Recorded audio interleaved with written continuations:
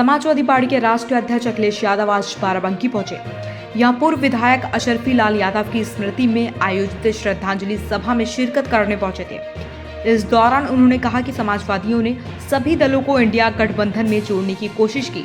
मायावती द्वारा खुद को गिरगिट की तरह रंग बदलने वाला कहे जाने पर अखिलेश यादव ने कहा कि हमने बसपा को सम्मान देने का काम किया है। ऐसे में मायावती की तरफ से इस तरह का बयान का मतलब है कि शायद उन पर किसी तरह का दबाव है।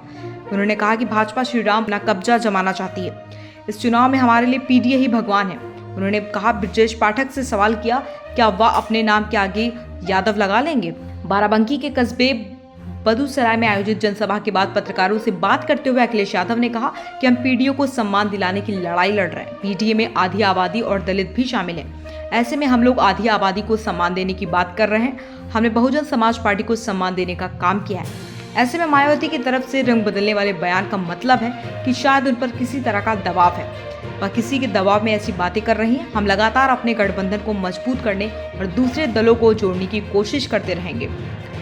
वहीं भगवान रामलला की अयोध्या में प्राण प्रतिष्ठा को लेकर अखिलेश यादव ने कहा कि भाजपा भगवान श्री राम को कब्जे में करना चाहती है। उन्होंने कहा कि भाजपा भगवान को नहीं ला रही, बल्कि उनकी कृपा से ही वह इस समय थोड़ा कामयाब हो रही है। लेकिन जनता को सब पता है कि भाजपा ऐसा क्यों कर रही है। इस बार भगवान जनता के साथ है। हम लोग रोजाना पाठ पूजा करने वाले लोग हैं।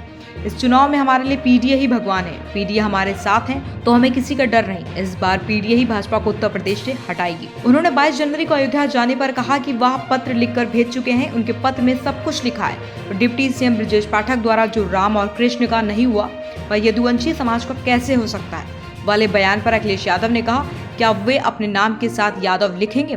किसी की जाति नहीं बदली जा सकती है। उन्होंने कहा कि भाजपा ने सालों की नई भर्ती की है, जो आजकल ट्रैफिक व्यवस्था संभाल रही है, जबकि अयोध्या में हटाने के लिए एक विशेष टीम लगा दी गई है।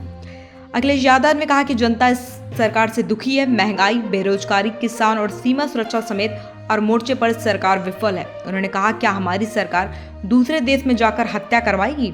कनाडा के प्रधानमंत्री ने भारत सरकार पर आरोप लगाया कि अमेरिका ने उस शख्स को पकड़ा जो डबल एजेंट था। ऐसे में विश्व गुरु का सपना दिखाने वाले लोग किन मामलों में फंस रहे हैं। बीजेपी हटे, उसके लिए उत्तर प्रदेश की जनता की ज़्यादा जिम्मेदारी है। 80 हराओ, बीजेपी हटाओ।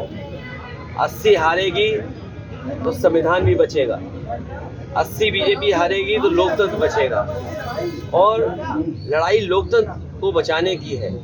बाबा साहब भीमराव अम्बेडकर जी ने जो संविधान दिया, उस संविधान के खिलाफ लगातार ये सरकार काम कर रही है और मनमानी कर रही है। हर जगह सरकार की मनमानी चल रही है। अगर मनमानी होगी तो जो हमारा सबसे खूबसूरत ये जो संविधान है, लोकतंत्र है, उसकी पहचान क्या होगी। अगर दुनिया हमारे पे उंगली उठाए कि हमारी ज़मीन पर आपने हत्या करा दी, अगर एक प्राइम मिनिस्टर भारत सरकार पे आरोप लगाए कि उनके देश में हत्या कराई गई है, और दूसरा देश जो अमेरिका दुनिया का सबसे ताकतवर देश है, वहाँ पर डबल एजेंट पकड़ा जाए और डबल एजेंट के खुलासे में ये बात खुले कि भारत सरकार के अधिकारी किसी उद्योगपति को 1 लाख करोड़ रुपए दिए थे।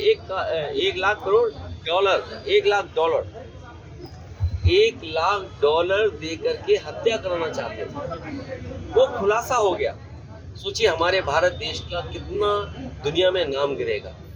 और फिर ये लोग जो भारत को विश्व गुरु बनाना चाहते हैं, एनसीआरबी के आंकड़े कहते हैं कि 1 लाख किसानों ने आत्महत्या की जब से भारतीय जनता पार्टी सरकार में आए।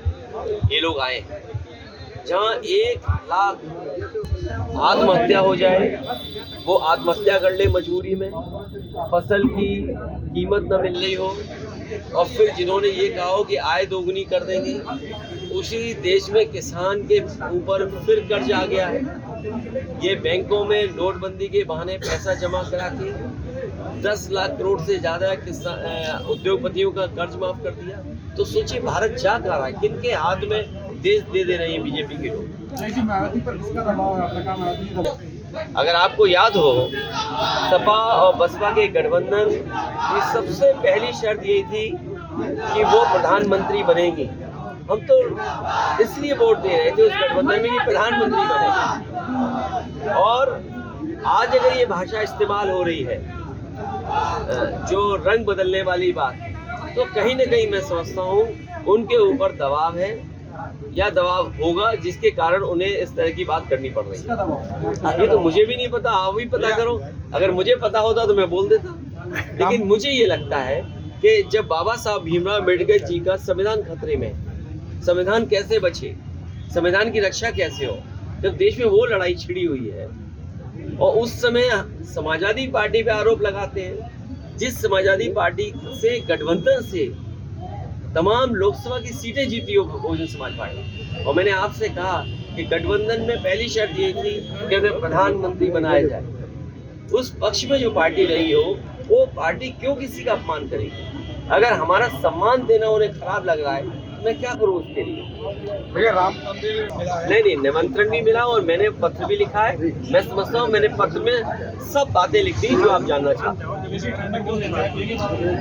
मैं इस ठंडक में जो कार्यक्रम सफल हुआ उसके लिए कार्यकर्ता नेताओं को मैं बधाई देता हूँ। 9 डिग्री 8 डिग्री में इतना ऐतिहासिक कार्यक्रम कराया, उसके लिए बधाई। और फिर कई चाय पी चुका हूँ, और बाराबंकी जिला ऐसा है कि हमारे प्रधान जी ने बहुत अच्छी चाय पिलाई, रास्ते में एक और चाय पी, अभी चाय पी, फिर एक और चाय पीऊंगा। भैया अभी फिर जाएंगे चाय पीने? बिल्कुल चाय पीऊंगा। बिंद्रा स्वीट्स हाउस लिखते हैं। शंकराचार्य नाराज है और अरविंद मेजबान जो है वो अब मोदी जी नहीं है।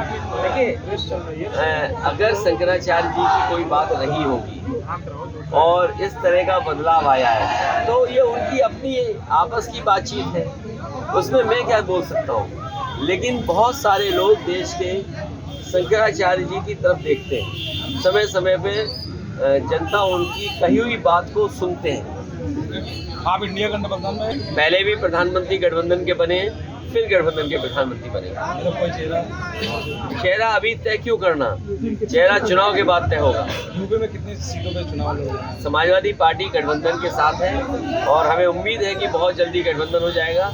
जहाँ समाजवादी पार्टी का संगठन है, बहुत अच्छी तैयारी समाजवादी पार्टी कर रही है। कांग्रेस इसलिए लेना चाहे, लेकिन हारने के लिए नहीं, जीतने के लिए।